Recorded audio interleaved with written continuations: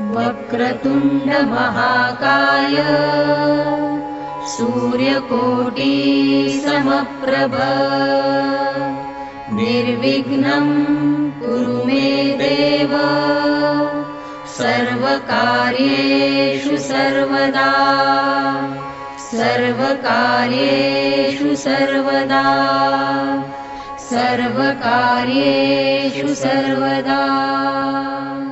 स्वागतम सुस्वागतम।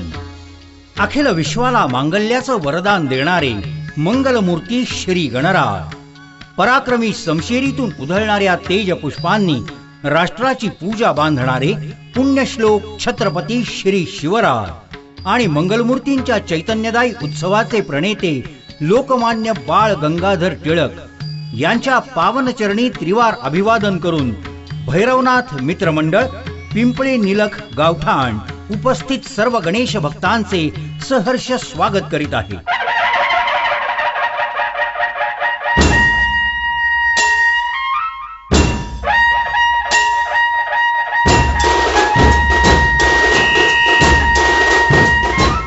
मंडळ यंदा 27व्या वर्षात यशस्वी पदार्पण करीत आहे।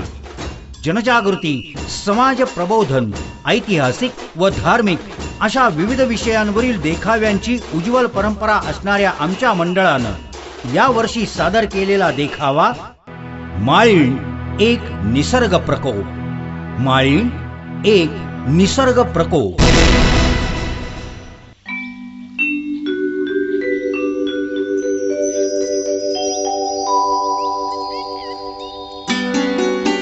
भीमाशंकरच्या डोंगर रांगात सह्याद्रीच्या छायेत अनेक गावं वसलेली आहेत। खऱ्या अर्थानं दुर्गम आणि नैसर्गिक परिसर, जिथे मोबाईलच्या रिंगटोननं जाग येत नाही तर कोंबड्याच्या आरवण्यानं येते। माळीण हे असंच एक चिमुकलं गाव आहे। नवे नवे होतं।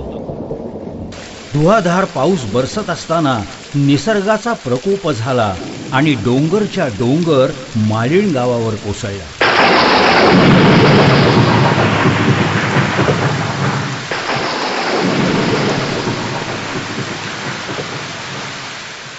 पूर्ण गाव मातीच्या ढिगाऱ्यात नाहीसं झालं। अक्षरशः इथे काही होतं हेच सांगता येत नव्हतं।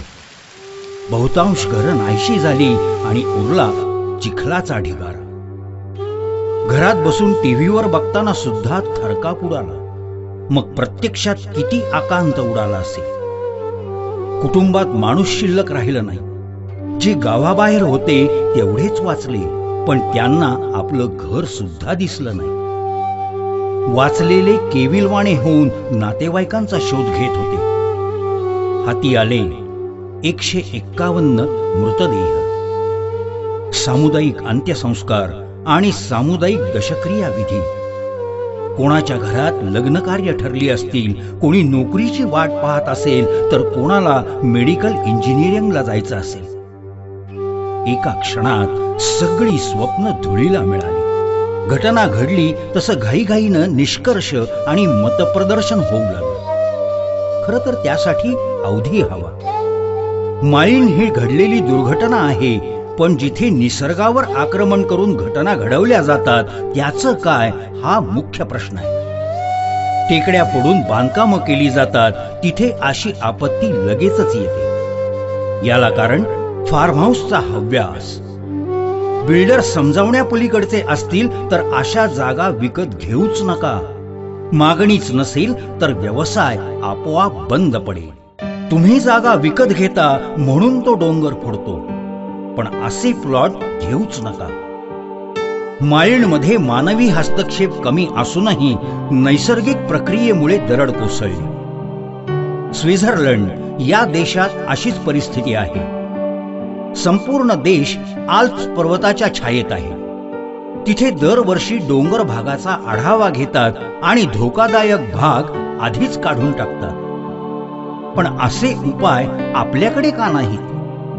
भविष्य काळात अशी जीवितहानी टाळली, प्राण वाचले तरच ती माळीणच्या मृतांना खरी श्रद्धांजली असेल।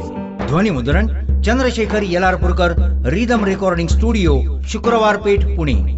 निवेदन रवींद्र बापट। मंडळाचे अध्यक्ष राजू गोसावी, उपाध्यक्ष दत्तात्रय भारती, कार्याध्यक्ष अविनाश साठे, उत्सव प्रमुख आनंद जगताप, सेक्रेटरी संभाजी शेणकर, खजिनदार संजय इंगवले, सहखजिनदार चिंतामणी पांचाळ, सल्लागार विष्णुपंत साठे, मोती मुदलियार, भालचंद्र कामठे, गुलाबराव कांबळे, सदस्य नितीन साठे, गणेश गोसावी, हेमंत भिलारे, प्रशांत साठे, बाळासाहेब कांबळे, सनी साठे, शंकर जाधव, अविनाश काटे, अक्षय साठे, विशाल कांबळे, ओंकार सलगर, अजिंक्य साठे, बाळू साठे, नवनाथ भारती, निखिल साठे, अभिजित भारती, रामेश्वर मोहिते.